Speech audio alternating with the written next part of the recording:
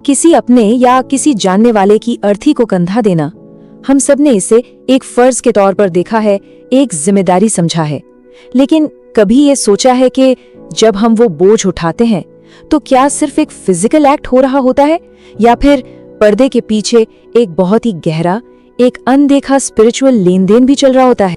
देखिए, ये सिर्फ किसी के शरीर को शमशान घाट तक पहुंचाने की बात बिल्कुल नहीं है। हमारे धर्म ग्रंथ और खास तौर पे गरुड़ पुराण के हिसाब से देखें तो इस एक काम में ना एक दोधारी तलवार जैसी ताकत है। मतलब जहां एक तरफ बहुत बड़े इनाम छिपे हैं, वहीं दूसरी तरफ उतने ही सीरियस खतरे भी मौजूद हैं।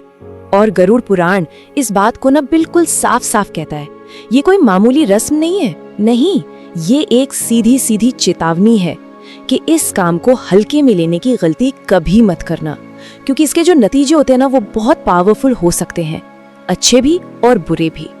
तो चलिए पहले सिक्के का वो चमकदार वाला पहलू देखते हैं। आखिर क्यों इस काम को इतना बड़ा पुण्य माना गया है?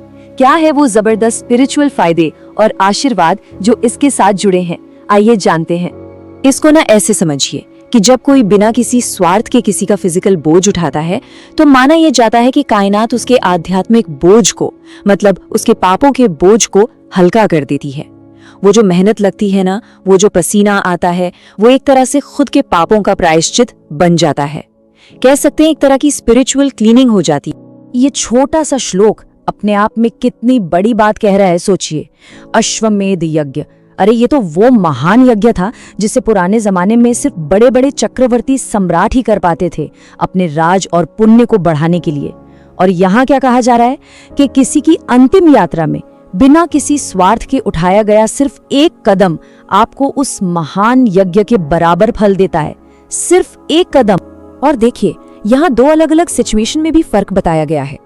अगर किसी अनजान व्यक्ति के अर्थी को कंधा दिया जाए तो ये शुद्ध करुणा का काम है, और करुणा को तो सबसे बड़ा धर्म माना ही गया है। वहीं दूसरी तरफ अपने पिता को कंधा देना, ये सिर्फ एक ड्यूटी नहीं है, ये उनके जीवन भर के एहसानों का कर्ज चुकाने का, यानी पितृ ऋण से मुक्त होने का एक पवित्र मौका है। लेकिन जैसा कि गरुड़ पुराण ने कहा था, ये आग से खेलने जैसा है। तो अब वक्त है सिक्के का दूसरा अंधेरा पहलू देखने का। इस पवित्र काम में आखिर वो कौन सी स्पिरिचुअल रिस्क छिपे हैं जिनके बारे में हमें पता होना ही चाहिए। सोचिए, जब किसी की मृत्यु होती है तो उसका शरीर तो यहीं रह जाता है, पर उसकी एनर्जी का क्या होता है? खास तौर पर अगर मौत अचानक हुई हो या इंसान अधूरी इच्छाओं के साथ गया हो तो एक तरह की नेगेटिव एनर्जी, एक खास ऑरा उस शरीर के आसपास रह जाता है, और इसी को मृत्यु ऊर्जा कहा गया है। अब देखिए, एनर्जी का एक बहुत ही सिंपल सा नियम है, वो हमेशा हाई लेवल से लो लेवल की तरफ बहती है ना? जैसे गर्मी गर्म चीज से ठंडी चीज की तरफ जाती है, बिल्कुल वैसे ही कंधा देने वाले जिंदा इंसान में हाई लेवल की प्राण ऊर्जा होती है और मृत शरीर के पास लो लेवल के मृत्यु ऊर्जा। अब जब ये दोनों कांटेक्ट में आते हैं तो वो नेगेटिव एनर्जी जिंदा इंसान के पॉजिटिव ऑरा में घुसने की कोशिश करती है। हो सकता है कभी महसूस किया हो या किसी से सुना हो कि शमशान से लौटने के बाद शरीर में एक अजीब सा भारीपन, थकान या बेचैनी महसूस होती है। तो हमारे स्रोत के मुताबिक ये सिर्फ फिजिकल थकावट नहीं है, यही है वो आध्यात्मिक संक्रमण जब वो नेगेटिव एनर्जी हमारी जीवन शक्ति को थोड़ा सा सोख लेती है। तो फिर सवाल ये उठता है कि उस महान पुण्य को कैसे कमाया जाए और इस गंभीर खतरे से कैसे बचा जाए? इसका जवाब एक ही है, नियमों का पालन। और गरुड़ पुराण में इसके लिए कुछ बहुत ही साफ और सख्त नियम बताए गए हैं। और ये सिर्फ रीति रिवाज नहीं है, इनके पीछे गहरा विज्ञान है। राम नाम सत्य है का जाप करना, ये एक साउंड का प्रोटेक्शन कवच बनाता है। विषम संख्या यानी ऑड नंबर में कदम चलना, ये एनर्जी के एक पैटर्न को ब्रेक करता है। दुनिया की बातें ना सोचना, ये उस आत्मा के प्रति हमारा सम्मान दिखाता है। और आखिर में शमशान के गेट पर दिशा बदलना, ये उस आत्मा को एक मैसेज देना है कि अब तुम्हारा रास्ता आगे है, पीछे नहीं। ये कुछ ऐसी गलतियां हैं जिनसे हर हाल में बचना चाहिए। देखिए, शव यात्रा कोई सोशल गैदरिंग नहीं है, ये एक बहुत गंभीर और पवित्र काम है। इनमें से कोई भी चीज करना न सिर्फ उस आत्मा का अपमान है, बल्कि एक खुद को उस नेगेटिव एनर्जी के लिए और भी ज्यादा खुला छोड़ देने जैसा है।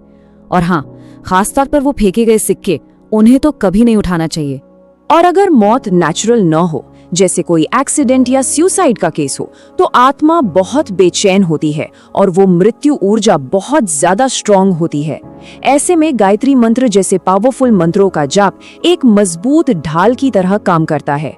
स्रोत में ये भी बताया गया है कि महिलाओं का एनर्जी फील्ड नेचुरल तौर पर ज्यादा सेंसिटिव होता है, इसलिए अगर वो इस काम में शामिल होती हैं तो उन्हें साफ सफाई और शुद्धि के नियमों को और भी सख्ती से मानना चाहिए। चलिए, यात्रा तो पूरी हो गई, लेकिन काम अभी खत्म नहीं हुआ है। शमशान से लौटने के बाद की जो प्रक्रिया है ना, वो उतनी ही जरूरी है जितनी की खुद यात्रा थी। ये वो स्टेप्स हैं जो पक्का करते हैं कि वो नेगेटिव एनर्जी आपके साथ आपके घर न आ जाए। और यहाँ सिर्फ हाथ मुंह धोना काफी नहीं है।